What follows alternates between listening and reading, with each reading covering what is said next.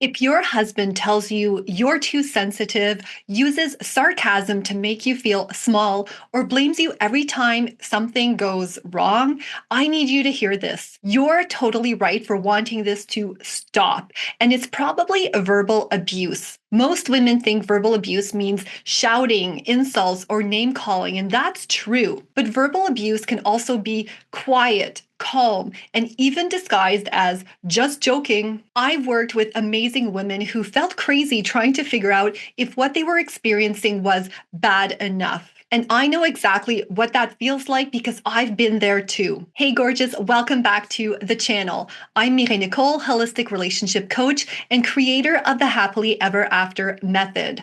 On this channel, I cover all things love with a little bit of non-toxic living and healthy eating thrown in there because your relationship health is part of your overall wellness and vice versa. In today's video, we're going to unpack what verbal abuse really looks like, why it happens, and most importantly, what you can do to protect yourself and start healing. Before we dive in, make sure you download my free relationship success checklist with 25 daily actions to rebuild connection and confidence in your relationship. The link's in the description below. Let's start with what it actually looks like because sometimes it's not obvious. And actually, important caveat here, I'm not talking about verbal abuse to the level where you feel threatened or unsafe. If you ever feel your life or safety is at risk, please go with your gut and get professional help right away. What we're talking about today is the verbal abuse that slowly erodes connection, trust, and joy in a relationship. So here's what you might be experiencing: deep feelings of guilt, shame, or blame. Sarcasm that cuts instead of connects or makes you laugh. Put downs about your intelligence, your looks, or your feelings.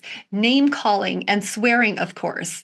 And it can sound like you're overreacting, you never let things go, or I was just kidding, can't you take a joke? No, I can't, by the way. That is not a joke. These patterns slowly chip away at your self-worth. It's death by 1,000 cuts. Let me tell you a personal story about name calling. During the rough patch I experienced with my husband, we would argue almost daily. I was full of resentment towards him, but I loved him deeply. The problem is I felt completely disconnected from him. It was like we were on two different wavelengths, definitely two different pages.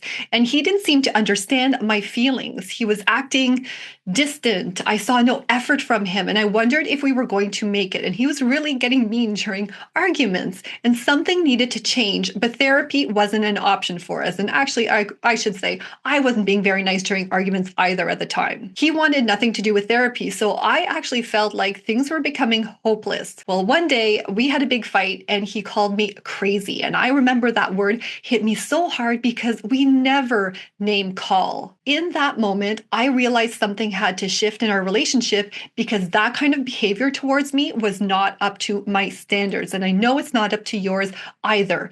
I wasn't going to tolerate it, and neither should you. I was going to find out what was going wrong in our relationship and then go from there, see what would happen. Because the thing is, even good-willed men can say mean things when their emotional needs aren't being met. And that fight was pivotal in redirecting my focus from his verbally abusive comment to how I was showing up in the relationship. And in this video, I want to help you determine this for yourself too. So in my case, I found out I was acting crazy at times because I didn't know how to navigate any kind of verbal abuse or the arguments we were having in general, right? I didn't have the skills and the tools that I have now. Here's something important you need to understand. Not all verbal abuse is intentional. Some people, some men, repeat patterns they grew up with. They don't even realize how cruel they sound. But whether it's deliberate or not, the effect is the same. There's no excuse for it. You start feeling smaller, quieter, and less like yourself over time. Intent does not erase impact. You still deserve respect, empathy, and emotional safety always. You're not responsible for what happened to him in the past or in his childhood. However, you guys get to grow as a couple and create new patterns and a healthier relationship dynamic if he's actually a good-willed man. So When does this kind of behavior usually start? Often it's gradual. Maybe it started at the beginning, but usually it creeps up and it can show up obviously during high stress periods when there are parenting changes or big life transitions. Sometimes it starts when one partner feels just insecure or loses a sense of control or has unresolved resentment that turns into criticism or contempt. Now, again, that doesn't excuse it, but understanding why it's happening helps you see the full picture instead of just blaming yourself. Now, let's talk about what does work because there are things that you can do in this situation. And I've seen so many women exhaust themselves trying to fix him doing the wrong things. Maybe you've tried to force him to go to therapy. That might not work. You're over explaining your feelings. You're hoping he finally gets it. Might not work. Probably hasn't worked if you're watching this video. You've walked on eggshells to keep the peace. You've done more. You've given more. You've waited for him to notice your worth. But here's the truth. Here's the reality of the situation. None of that works because you can't heal someone who won't take accountability. For someone to experience transformation and truly change, they need to realize something or that thing for themselves. But you can help create the conditions that facilitate that, but you can't control it and you can't predict the timing or when that's going to happen. And the more you push for that, the more you reinforce the toxic behaviors and ultimately push him away. Now, here's what does work. Step 1, recognize what's happening. Stop minimizing it. You're not crazy. Step 2, set clear boundaries, internal boundaries, I suggest that you start with. Determine what's accessible, and if necessarily, you can calmly state it and follow through. For more information about boundaries, I have a ton of videos on that topic. I'll link to the playlist here so you can go binge watch those after. Step 3, create emotional and physical space if you need it. Even small breaks can help you see things more clearly and prevent things from escalating to the point of name calling and verbal abuse. Step 4, seek support. That might be therapy or coaching or just a trusted friend who reminds you of who you are and what you're worth. Step 5, reconnect with your power. Know and accept what you can influence and what you can partly influence and what you can't influence at all. And that's where your healing truly begins. Now, let me be clear. You do not have to accept this forever or at all. You do need to apply the skills and approaches for a good amount of time for things to work, but you do deserve a relationship right now that feels safe and kind.